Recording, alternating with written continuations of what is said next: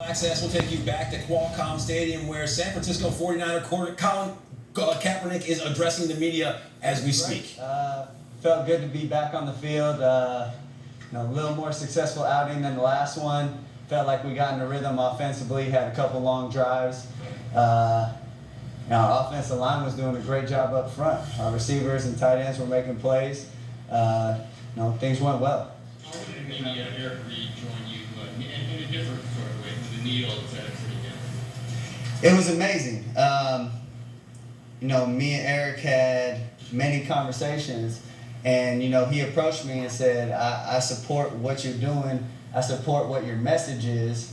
Let's think about how we can do this together. And we talked about it at length, and we wanted to make sure the message that we're trying to send isn't lost with the action that's coming along with it.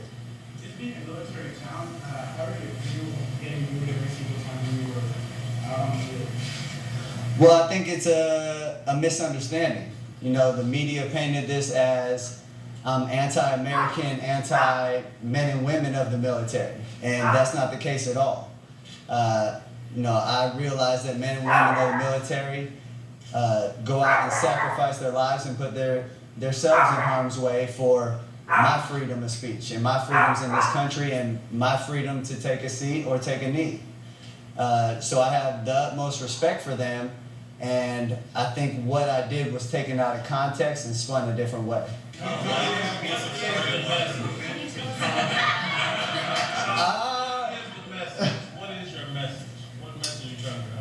The message is that we have a lot of issues in this country that we need to deal with. We have a lot of people that are oppressed.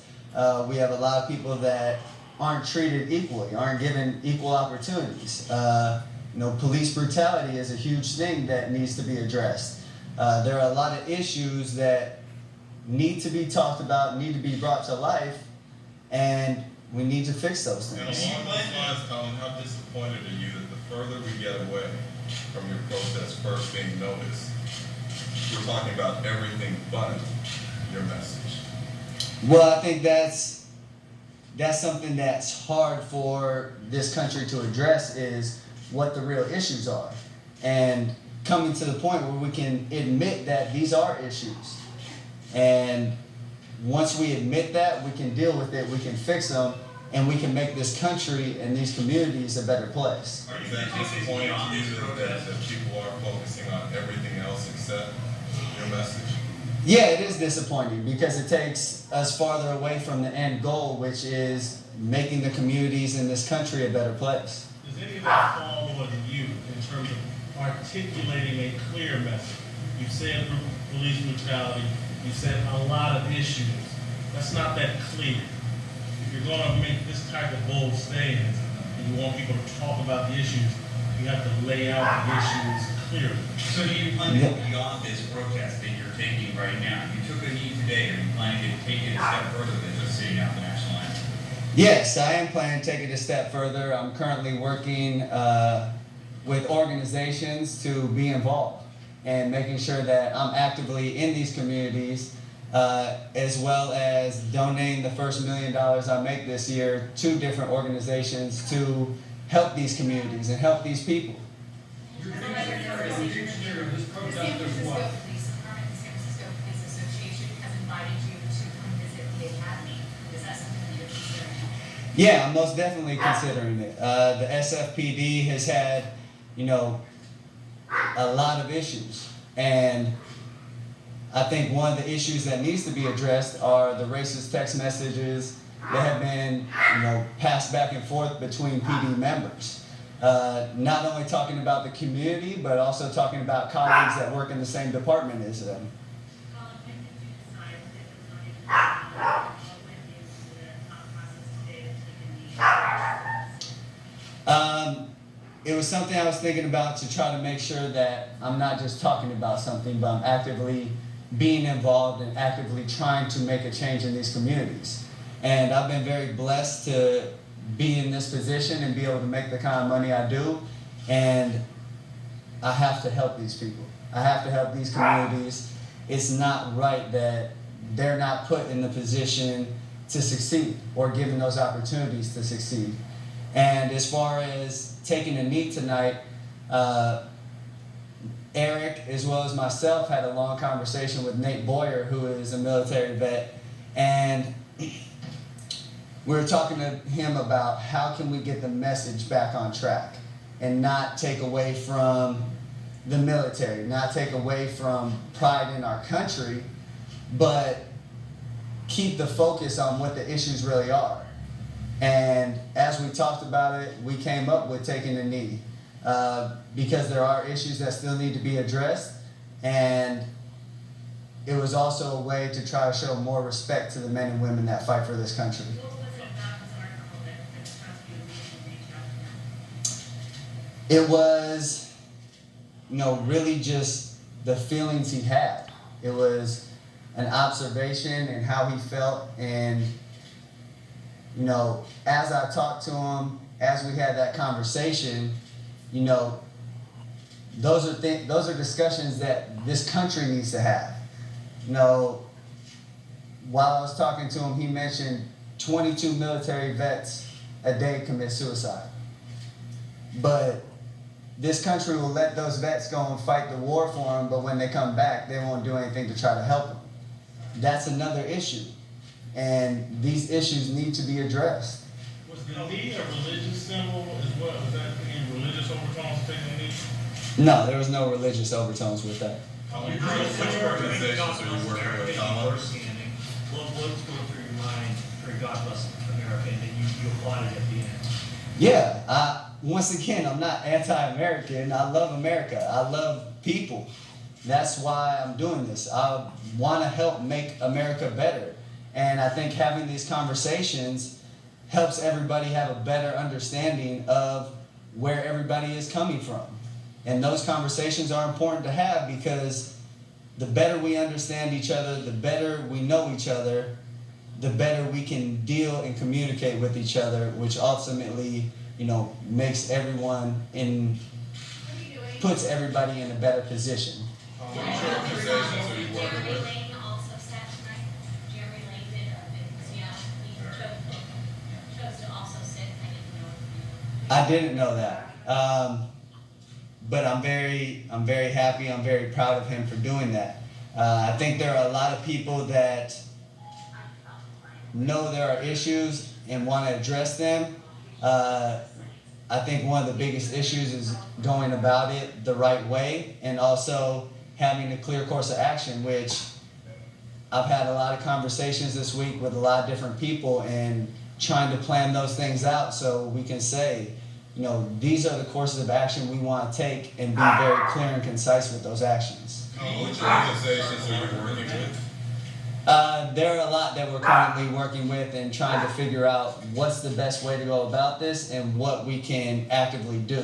I really don't want to get into specifics as far as organizations, but we've had a lot of discussions in that area. You said a lot of organizations. No. My day is spent with my teammates in meetings at practice. I spend 10, 11, 12 hours a day on football.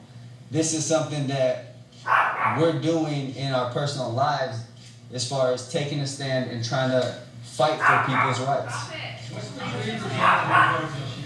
You get done with all this, or you come to a point where maybe you feel like you don't need to take a meeting, or what would be the dream result from the demonstration? The dream result would be equality, justice for everybody. This is really something about human rights. It's about the people. This isn't about anything other than that. And some people aren't given the same rights, aren't given the same opportunities as others. And that's really what the issue is. Colin, Mayor Bell said that your team has kind of grown closer to this school than it was anymore. Most definitely. I think, I've seen my team grow a lot this week.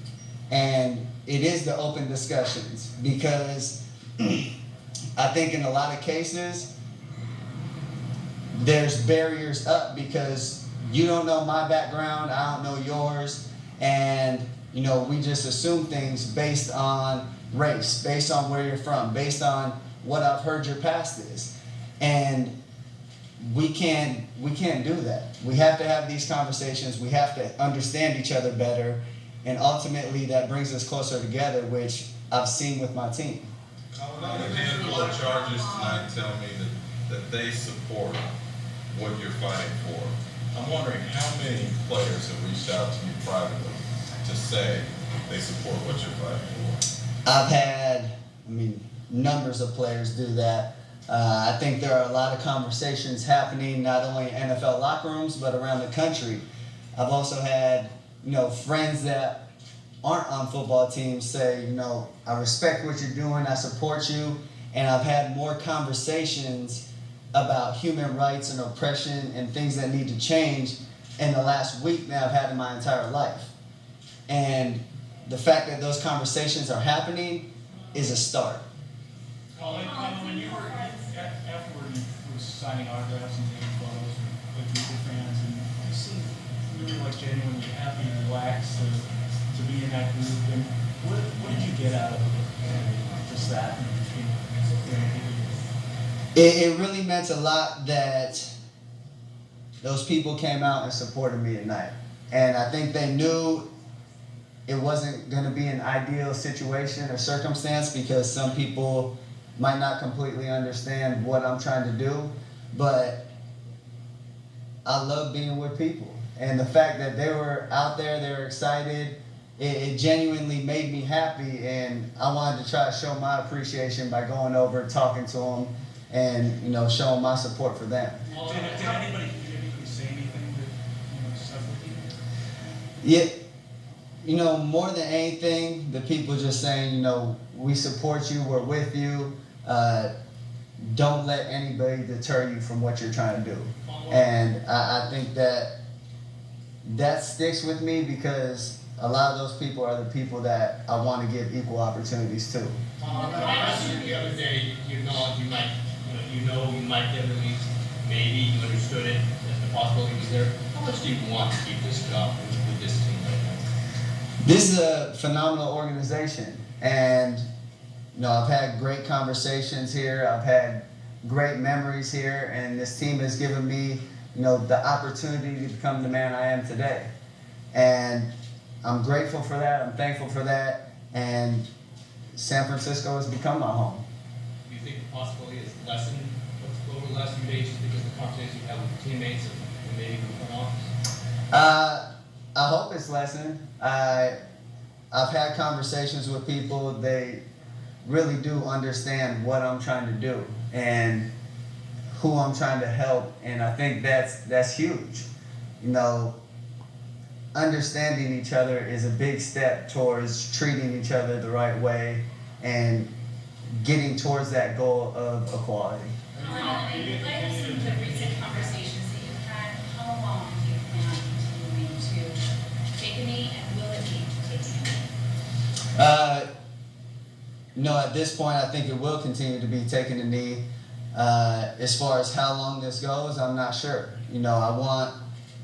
I want to be able to affect change, and I think there are a lot of other people that want to as well.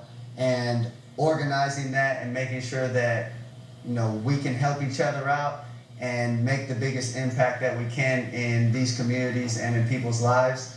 I think when that happens, I think a lot of people will really influence me to stand. How do you not being a distraction to your team and teammates and what you're trying to achieve? I don't think it's a distraction at all.